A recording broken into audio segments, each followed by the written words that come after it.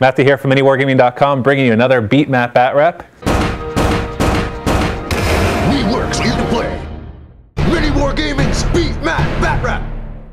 Today we're going to be doing Warmachine. We've been doing 40K for quite a while. We just did a fantasy battle report out of the blue.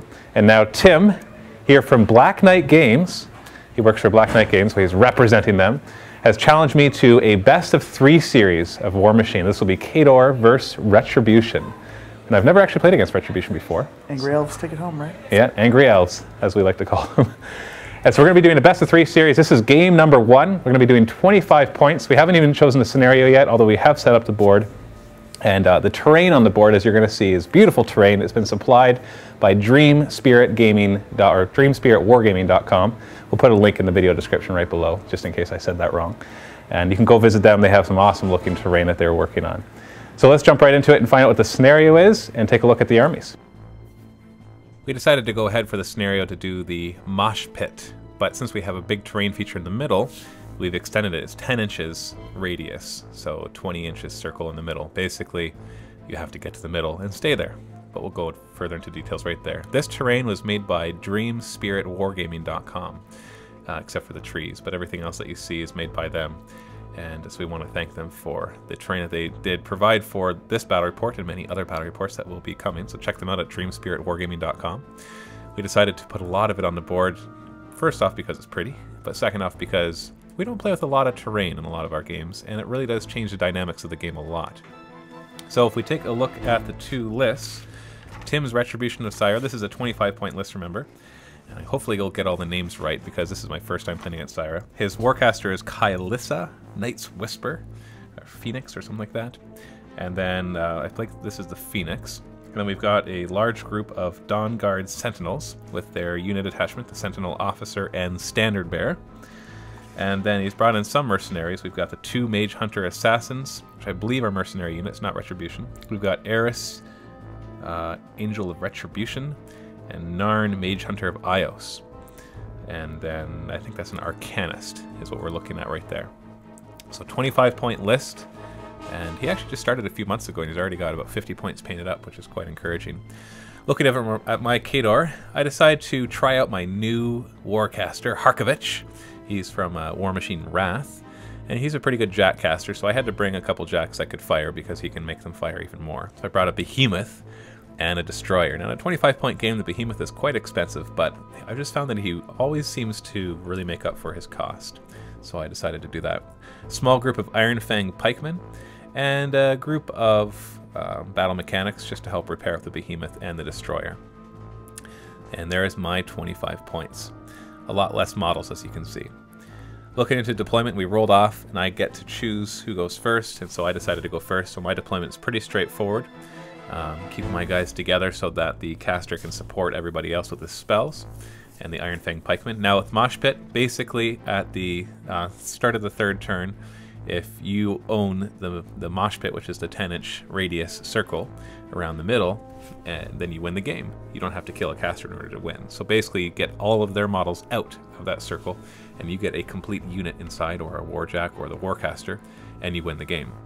So I'm starting it off to the side a bit, but basically we're going to be sprinting to the middle and duking it out right there. But there's a lot of cool terrain that can be used in the fight around the mosh pit as well. So we'll see how that comes into play. His deployment is similar, but he's got this big terrain feature that he's trying to deploy around, so it kind of gets in his way and he goes towards the edge more. And he has a lot of advanced deploy models with all the different mage hunters, so he's putting them forward up to their 16 inches. We have our regular 10-inch deploy, plus 6 inches for advanced deploy. I do not have any advanced deploy, everybody stays back. Relatively slow army, although the pikemen do have a speed of 6, which isn't too bad.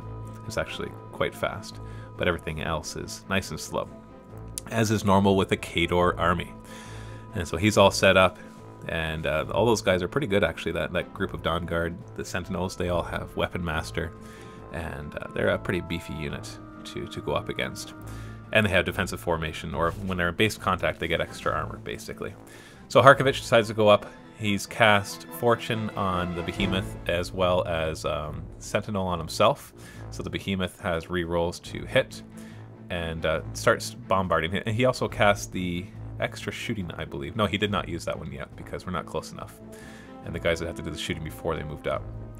And so the behemoth starts firing, manages to nick a wound off of Iris, but the second shot unfortunately scatters off. The destroyer moves up, and these are both automatically missing, both the behemoth and the destroyer, but in Warmachine when you miss, then it just automatically scatters from the point furthest away, like the 14-inch range, then you start it there and you scatter. So it's actually pretty useful early in the game because you could scatter forward and get up to 20 inches of range and hit guys. I've seen that work quite well. Retribution turn 1, moving up his Arcanist and supercharging his Phoenix, giving it a focus. It has that ability. He kept the other focus on his own caster. And then everybody's pretty much just running up, and he's arcing through the Phoenix, but his spell is an AoE, but it's short, and so it's scattered back. He's going to do it a second time and scatter into them, but he's going after the destroyer, and it scatters backwards, unfortunately. So both of those spells don't hurt anything, but they do leave area of effect rough terrain. That's what you're going to see with those two templates that are right down there.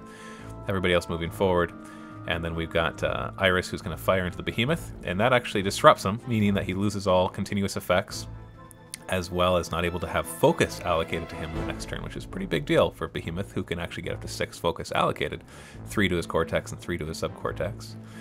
And then he sprints up his Dawn Guard Sentinels. Now, these ones, remember, whenever they're in base contact with another Dawn Guard, they get +2 armor. So they're already a beefy 15 armor, so that makes them 17 armor, I believe. It's either 15, 17, or 16, 18. I can't quite remember. But they're not easy to kill with just regular guys.